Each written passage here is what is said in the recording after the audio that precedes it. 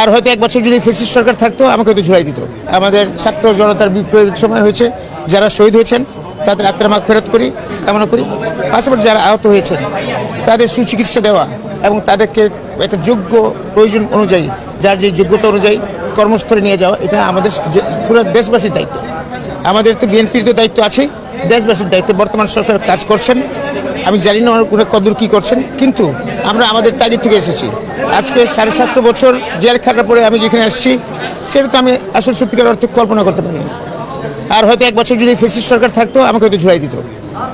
এটা ধারণা অনেকেই করেন, সেটা আল্লাহ মালিক আল্লাহ ভালো জানেন। কিন্তু আমি তো একটা মুক্ত অবস্থায় আসছি, সেই জন্য আমি মনে করি আমার একটা দায়িত্ব আছে, আমার দলের দায়িত্ব। আমার দলও আমার সাথে কথা হয়েছে, আমার নেতার সাথে কথা হয়েছে, ওনার আন্তরিকতার কোনো কমতি নাই। আপনারা দেখবেন, একটু ধৈর্য ধরতে হবে আমাদের সকলকে।